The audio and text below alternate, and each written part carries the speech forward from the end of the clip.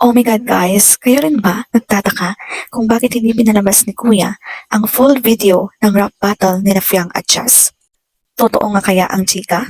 Ayon sa isang comment sa Facebook, ipinagbor lahat kay Jazz. Walang ng BBE kasi alam nilang madaming mag-voto effect kay Jazz ngayon kasi madaming nagalit. Regardless na lang daw kung sinong nauna. Tapos super edit yung rap battle na si Fiang lang pinalabas silang masama ugali. Hindi nila pinalabas na nauna magsabi si Jess na masasamang salita laban sa mama at sa manliligaw ni Fiang, ultimo education ni Fiang na pangmamaliit ni Jess, di pinalabas.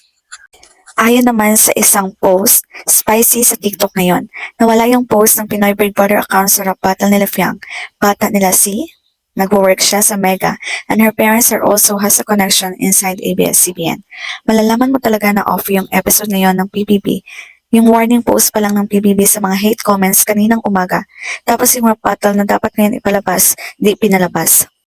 Yung confession ni JM mukhang off din. Grabe editing skills ng PBB, tapos panay off pa ng live sa Lazada. This video of JM confessing was last August 11 nung may bistag sila. Nilinis nila pangalan ni Blanc and para sa JM lahat masisi. Or and para si JM lahat sumalo ng bash.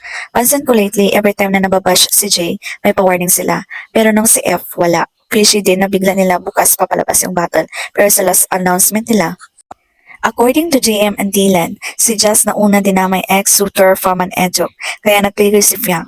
Pero bakit sa live mukhang si Fiang ang nagmukhang masama? Paki-explain po. Walang photo effect tinanggal ni Kuya. Bakit? Kasi nominado lahat ng adults. Mainit si Jazz sa mga tao. Alam nila na papaulanan yan ng BBE, kaya tinanggal ni Kuya.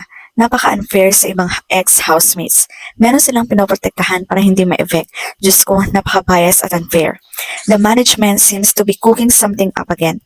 It feels like they're pulling some behind-the-scenes strings, stirring up drama, or manipulating events for the sake of ratings. In reality TV, this kind of interference is common, but it's frustrating when it feels like they're more focused on causing chaos than letting things unfold naturally. Ang ikli ng inilabas na rap battle, pero marami yung inilabas ng pagsisisi ni Jazz sa sinabi niya kay Fiang. O ano na, PBB, cooking show na ba this?